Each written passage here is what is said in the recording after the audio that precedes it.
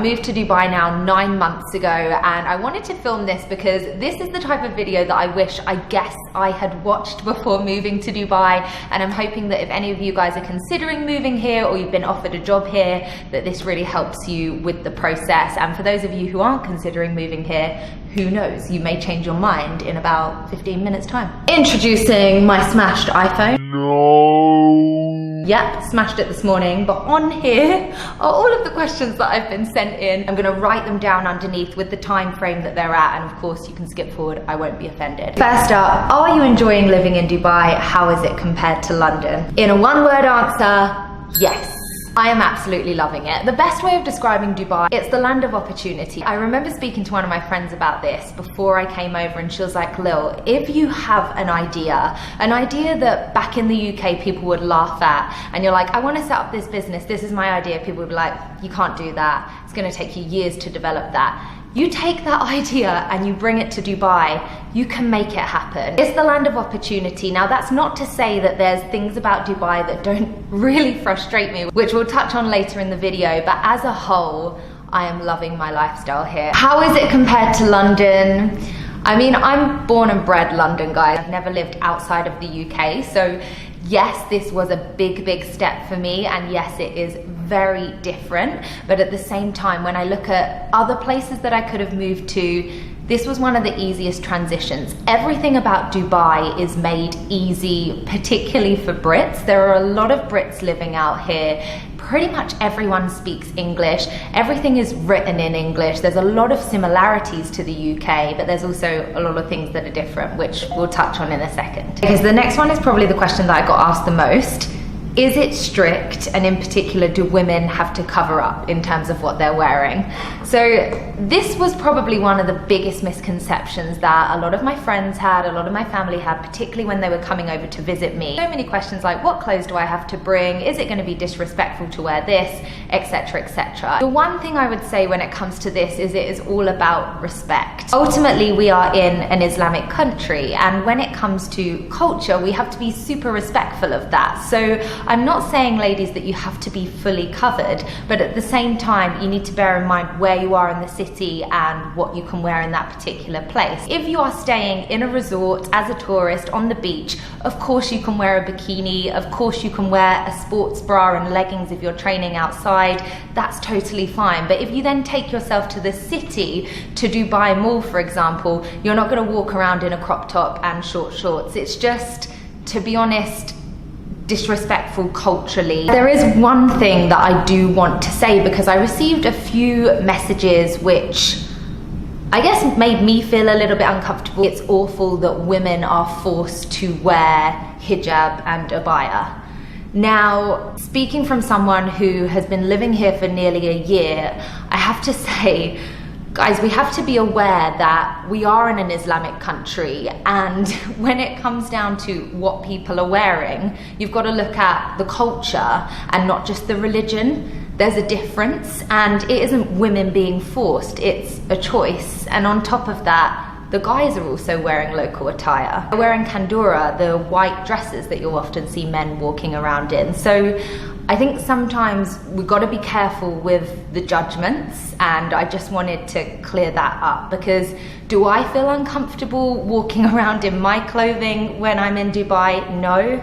Am I made to feel uncomfortable by the locals? Not at all. So we need to make sure that we're being respectful in return. Is it expensive to live in Dubai? Housing, car, food, etc. This is one that I'm gonna try and wrap up really quickly. Is it expensive? Yes. Now, I'm someone who has pretty much lived in London all of my life, and London is a very expensive city as well. And I would say across the board, it draws parallel in many ways. Living costs here in Dubai are actually a bit lower than London, and that wasn't the case a couple of years ago. Living costs have actually dropped a little bit here. So the apartment that I'm in here is the same cost as what my apartment was in Fulham in London, and I would say it's probably 3 times the size of my Fulham apartment. So you definitely get more for your money. It totally depends what area you're living in. This area that I'm living in is more in the city, I guess, and nearer downtown. So it's a slightly more expensive area.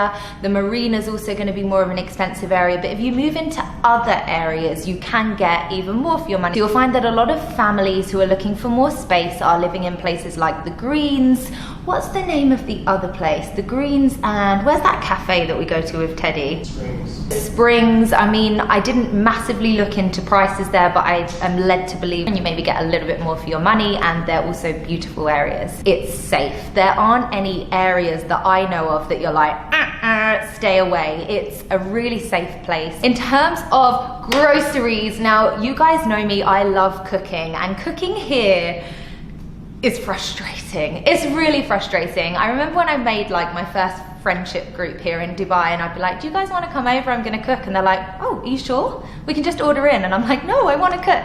No one cooks in Dubai. I would say out of the people I know, maybe 10% of them actually cook. It's so crazy. It's the complete opposite to London. Ordering in on, name them, but Deliveroo, Uber Eats, yep, shout out to you guys, is a lot cheaper. It's cheaper than buying groceries, which to me is crazy. And there's a lot of, I guess, healthy options. Now, I'm not a fan of ordering in all that much. Alex is in the background. How often do we order in? Once every 3 days. See, that for me is really bad.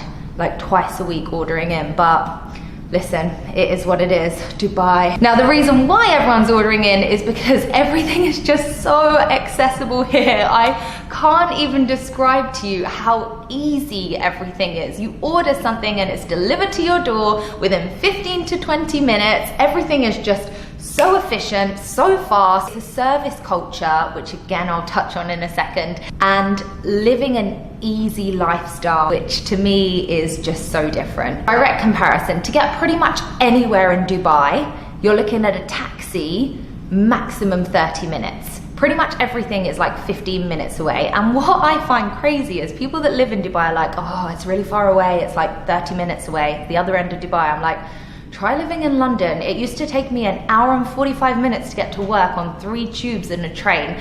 Life here is so much easier. There's minimal public transport, and the reason why I say minimal is there is a metro, and it's lovely, but there's not actually that many stops. It's not like a tube where there's stops absolutely everywhere and then you can walk to where you're going within a couple of minutes. So pretty much everyone here drives, or they get taxis. Taxis are very, very cheap. I've been here for 9 months. I still don't have a car. I've been getting taxis everywhere. It's probably about 1/3 of the price of cabs in the UK, so it is a lot cheaper to get around.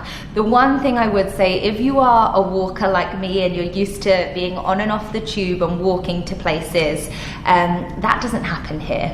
And that's for 2 reasons. Number 1, it's very, very hot. And number 2, the roads just aren't made for walking. If you want to get somewhere over the road, you have to walk a mile up, find a crossing, and then walk back again. So that was quite a big shock to me. And I know a lot of people are thinking, what, you miss walking? But I really, really miss walking. I miss that kind of exploring a city, because everything here is inside buildings, everything is inside hotels, so it's very, very different from that point of view. And I'm not saying I don't like it, I'm just saying it's different. Oh, just one quick last thing to add, guys. Grocery shopping, as I said, is very, very expensive. I would say it's probably double the price of the UK.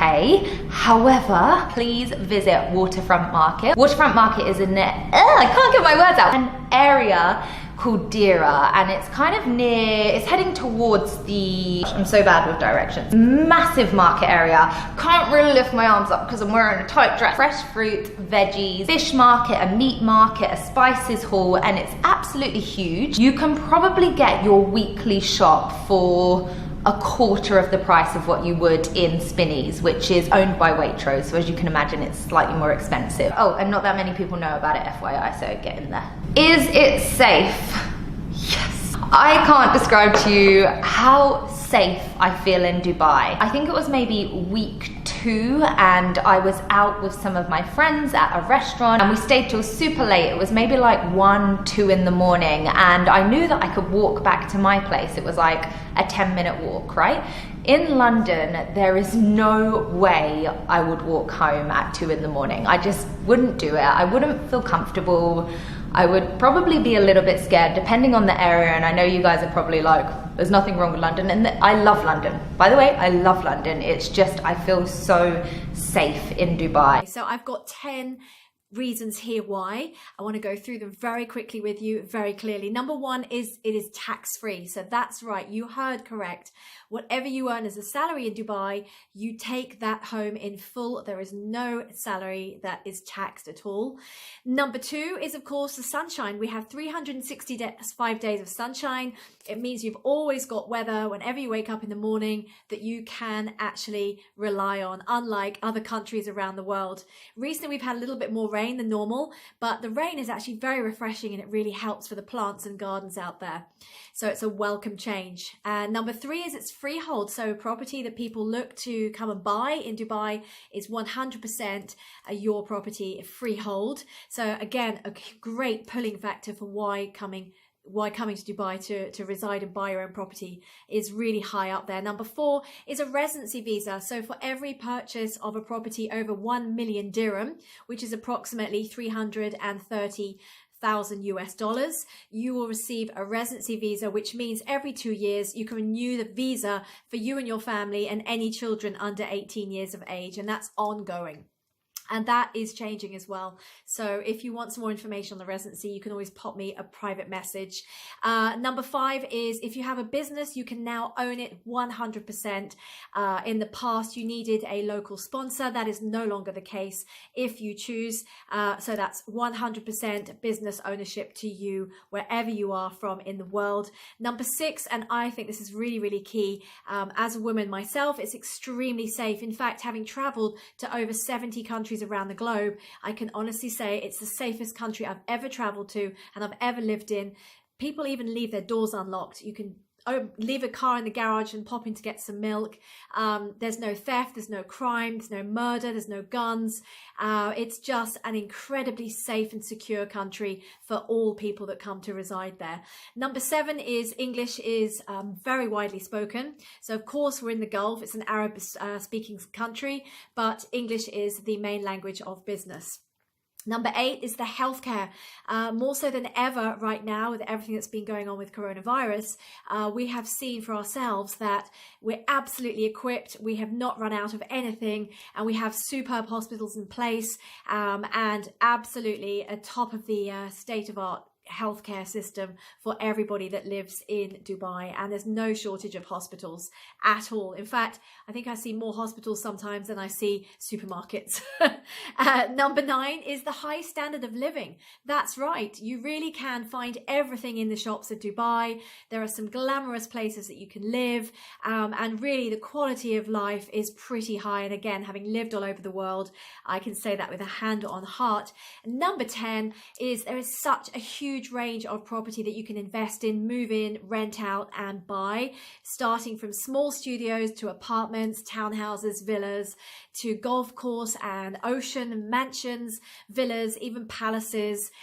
There really is no end to the diversity of property available. And I'm going to add in a little bonus extra. Number 11, which I like, but again, this is down to your personal preference, is we're so central in the world being in Dubai with the proximity of, you know, pretty much 3 continents on your doorstep. You've got Europe in the north, Africa in the south, and Asia to your east.